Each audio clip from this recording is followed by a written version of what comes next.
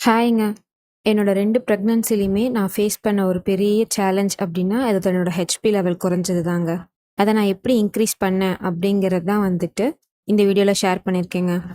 யூசுவலா HP லெவல increase பண்ண முருங்கைக்கீரை, கீரைலாம் நெறைய சாப்பிட சொல்லுவாங்க. முருங்கைக்கீரை நெறைய சாப்பிட சொல்லுவாங்க. ஆனா சட்டுன்னு நமக்கு இன்க்ரீஸ் ஆகணும் அப்படின்னா, இந்த சுவரொட்டி தாங்க ஹெல்ப் பண்ணும். இது நமக்கு கிடைக்கிறப்பலாம் இந்த மாரி செஞ்சு சாப்பிட்டு பாருங்க. உங்களோட ஹெச்பி லெவல் கண்டிப்பா இன்க்ரீஸ் ஆகுங்க. அது செய்யறது ரொம்ப சிம்பிள் தாங்க. ஃபர்ஸ்ட்டு சுவரொட்டி நல்லா கிளீன் பண்ணி மஞ்சத்தூள், உப்பு போட்டு நல்லா வேக வச்சு எடுத்துக்கலாம். லோ ஃப்ளேம்ல வச்சு வேக வைங்க. வேக வச்சு எடுத்துட்டு, அத நல்லா ஆறுனக்கப்புறம் உங்களுக்கு தேவையான சைஸ்ல வந்துட்டு அத கட் பண்ணி வச்சுக்கோங்க. அதுக்கப்புறம் ஒரு பேன்ல கொஞ்சமா எண்ணெய் ஊத்தி, பட்டை, கிராம்பு, ஏலக்காய், சோம்பு, ஒரு கொத்து கருவேப்பில, பொடியா நறுக்குன அரை வெங்காயம். அதையெல்லாம் நல்லா கண்ணாடி பதம் வர வரைக்கும் வதக்கிக்கலாங்க. இதுக்கு வந்துட்டு ஒரு தக்காளி பேஸ்ட் வந்துட்டு ரெடி பண்ணணும். தக்காளி பேஸ்ட் ரெடி பண்ண ஒரு சின்ன தக்காளி, அரை வெங்காயம், 2, 3 முந்திரி இது எல்லாத்தையும் நல்லா ஃபைன் பேஸ்ட்டா அரைச்சு எடுத்துக்கோங்க.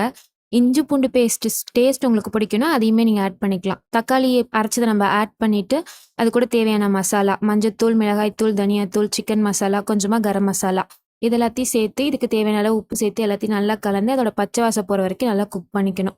பச்சை வாசம் போனோனே நம்ம கட் பண்ணி வச்சிருக்க சுவரொட்டிய கலந்து விட்டுட்டு, இதுக்கு தேவையான லாஸ்ட்டா இறக்க போம்போது கொஞ்சமா கொத்தமல்லி, கொஞ்சமா பெப்பர் தூவி இறக்குனீங்க அப்படின்னா, சூப்பரான சுவரொட்டி கிரேவி ரெடிங்க.